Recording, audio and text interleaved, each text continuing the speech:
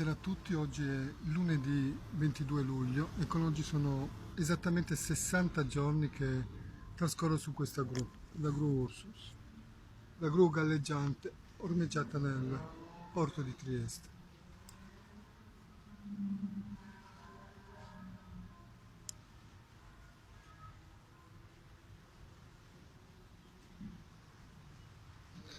E che dire? Beh, arrivati a questo punto credo proprio che le chiacchiere stiano a zero, al di là delle elucubrazioni che il nostro sindaco Roberto Di Piazza ci dispensa un giorno sì e un giorno no, pur di non affrontare il sottoscritto davanti a delle telecamere o dove meglio desidera lui, al di là delle elucubrazioni della loro tifoseria e di alcuni giornali locali che si sono ridotti appunto a una tifoseria di borgata. L'abbiamo visto anche oggi con l'articolo del Piccolo, cioè di questo a firma di questo Andrea Pierini. Ehm, che dire, ormai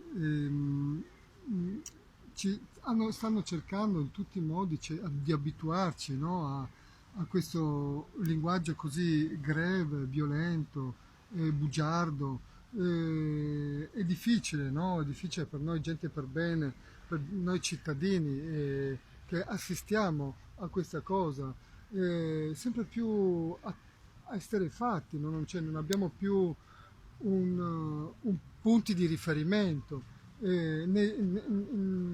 E tutto si è omologato a questo pensiero unico neoliberista, no?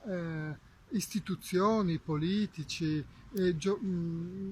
media sempre più trash, sempre più bugiardi, sempre più sfacciatamente bugiardi, sfacciatamente violenti, no? E noi siamo qui che, che- che subiamo ogni giorno in qualche modo, no? Queste a piccole dosi, questa violenza continua e costante, no? Da parte di questa gente che cerca di far passare per normale ciò che normale non è, no? E noi che cittadini per bene siamo qui e rimaniamo sempre più esterrefatti.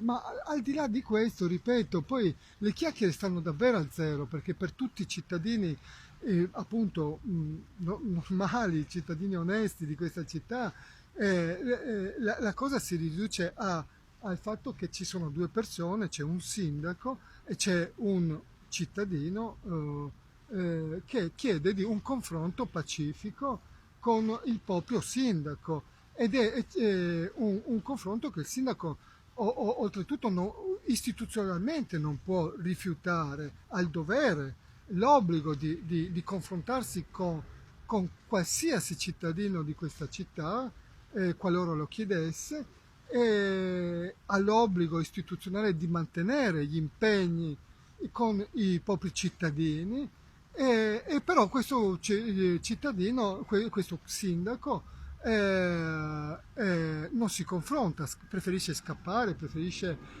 nascondersi dietro degli ragazzini, preferisce usare un linguaggio offensivo, violento, si nasconde dietro i suoi appunto, i giornali, i suoi mezzi di comunicazione, no? Che sappiamo, piuttosto che confrontarsi con un cittadino pacifico.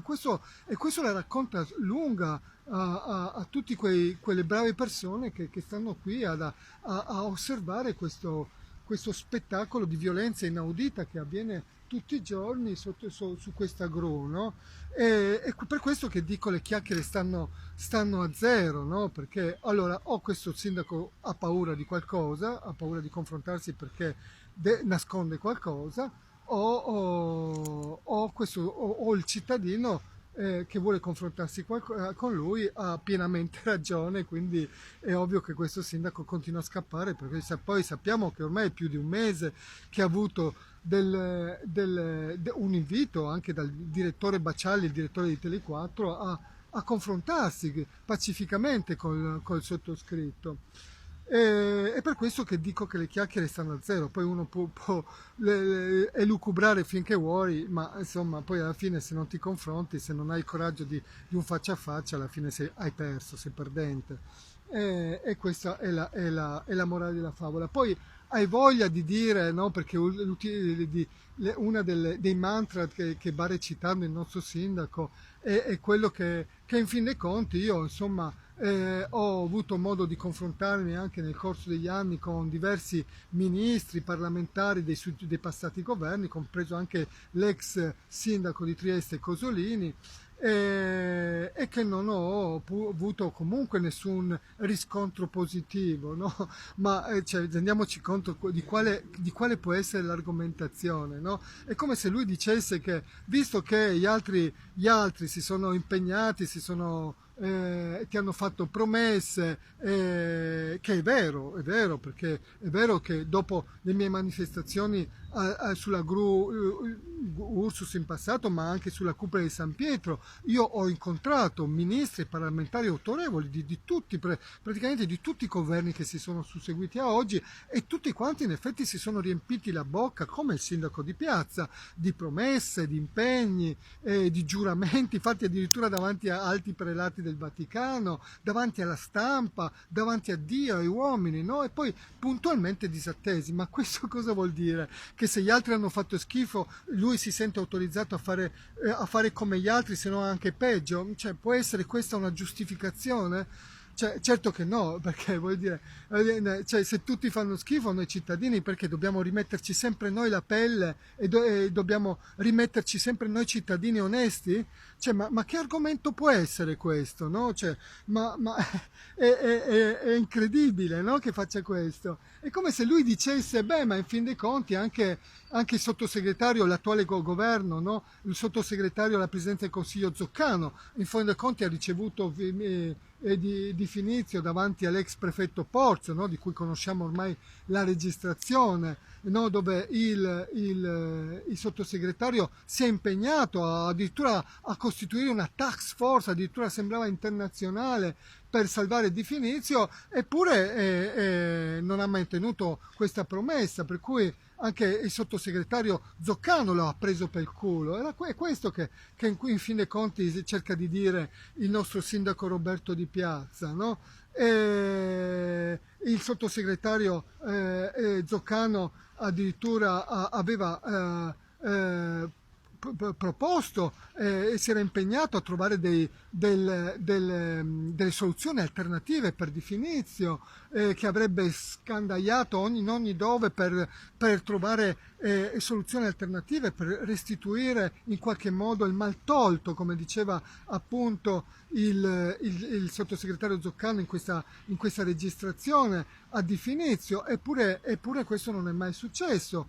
E quindi l'ha preso per il culo anche questo nuovo governo del cambiamento, dice in qualche modo il sindaco di Piazza. Dice che in qualche modo il sottosegretario Zoccano aveva tanti strumenti a disposizione per aiutare Di Finizio, aveva la Costituzione a disposizione, aveva la Carta europea per i diritti dell'uomo, aveva addirittura lo statuto del comune di Trieste, un bellissimo statuto, no? Che anzi consiglio a tutti di andarlo a leggere, e non ha usato tutto questo, anzi sembrava quasi che tutto questo fosse carta da gabinetto, eppure sono cose importantissime, no? Poteva imporre al prefetto, che è l'autorità competente sul territorio, per far rispettare queste carte, che non sono carte da poco, sono carte importantissime per noi cittadini, no? Poteva imporre e non lo ha fatto, no? Poteva imporre alla presidente della commissione di trasparenza, che era poi tra l'altro una grillina fino a qualche giorno fa, appunto di istituire una commissione, un tavolo, imporre il sindaco a sedersi, eppure non ha fatto neanche questo, no? E poi è come se ci dicesse questo nostro sindaco che insomma che lui non ha rispetto di queste persone, visto che queste persone insomma tutto sommato non hanno nessuna ah, ah, autorevolezza nei suoi confronti, e lui, non ha, e lui continuerà a camminare in testa e anche pulirsi i piedi di fronte, di fronte a questa gente, su questa gente qua, che non è certo migliore di lui. È questo che sta dicendo. No, lui ha mancato di rispetto. Questo sindaco si può permettere di mancare di rispetto non solo al sottoscritto, a un cittadino, ma manca di rispetto al governo, no? Lo abbiamo visto, se ne frega altamente, si pulisce le scarpe sulla testa di questa gente, manca di rispetto ai cittadini della sua città, no? Con questo spettacolo indecente di violenza inaudita, no? Di squallore umano, di, di caduta totale dei valori, no? Anche più elementari. E lo fa beatamente perché si sente autorizzato, no? Perché visto ma questa gente che diritto ha di darmi a me lezioni di democrazia e di moralità, gente come Zoccano, no? Che poi proviene dalle fila del Partito Democratico, no? E lui non può certo permettersi di darmi lezioni di moralità a me. È questo quello che sta dicendo. Sta dicendo, beh, ma tanto questo governo prima o poi crolla, anzi prima che poi, e poi questo Movimento 5 Stelle scomparirà nell'infamia e nel disonore, come è successo al Partito Democratico, e torneranno le destre a governare con Salvini e con Forza Italia, eccetera eccetera. E può darsi che abbia anche ragione, io non dico di no, però non può essere questo un argomento. Cioè un argomento non può essere che, visto che fanno tutti schifo, io mi posso permettere di fare altrettanto, se non peggio, no? Perché sennò qua chi ci rimette la pelle siamo sempre noi cittadini per bene. Alla fine diventa uno scambio di poltrone, una distribuzione della torta paese, e noi cittadini onesti nel mezzo siamo costretti a farci massacrare su oggetti di questo tipo. Molti sappiamo che si sono addirittura tolti la vita per la disperazione, proprio per non vedere tutto questo schifo, o forse perché già lo vedevano. E noi siamo così in balia di questo teatrino grottesco, non si sa neanche più come chiamarlo, di questo manicomio, no? In cui ci infilano tutti i giorni e ci fanno passare per normale, no? E tutto questo attraverso i loro media, no? L'abbiamo visto anche oggi, deve passare per normale, no? Non può essere considerato normale, è inaccettabile per qualsiasi cittadino. Io credo che tutti i cittadini onesti di questa città non ne possono più di dover sopportare tutta questa violenza tutti i giorni nei confronti di un cittadino come loro, ma in qualche modo la vivono anche loro tutti i giorni nella strada, nel lavoro, nelle cose che fanno, no? Nel vivere quotidiano, devono sopportare questa violenza inaudita. E io credo che le chiacchiere appunto per tutta questa gente ormai stanno a zero, sono ridotte a zero. C'è un cittadino che chiede di parlare col proprio sindaco, punto e fine, e il sindaco ha il dovere, l'obbligo istituzionale di ricevere e parlare con questo cittadino e rispettare gli impegni presi, punto e fine. Se non lo fa, evidentemente ha qualcosa da nascondere, non ci sono altri argomenti. Tutte le chiacchiere, le elucubrazioni stanno a zero. Quando il sindaco non si presenta, quando il sindaco non si confronta, vuol dire che ha paura e ha qualcosa da nascondere. Questo per qualsiasi cittadino onesto di questa città e di qualsiasi parte del pianeta. E non ci sono altri discorsi. Detto questo, io oggi non ho altro da dire, sono veramente, non lo so, sono sempre più basito su quello che è capace, stanno cercando in qualche modo di farci passare a tutti quanti. Questa sottocultura deve finire. In un modo o nell'altro noi cittadini onesti dobbiamo unirci in qualche modo al di fuori delle bandierine, ripeto, al di fuori delle sigle sindacali, dobbiamo difenderci, dobbiamo trovare il modo di difenderci da tutto questo decadenza etica, morale, culturale che ci stanno scaricando addosso per il delirio di onnipotenza di pochi pazzi veramente squilibrati che pensano semplicemente alle loro sedie, alle loro poltrone, al loro potere, ai loro soldi. No, basta, questa cosa deve finire e deve finire molto velocemente.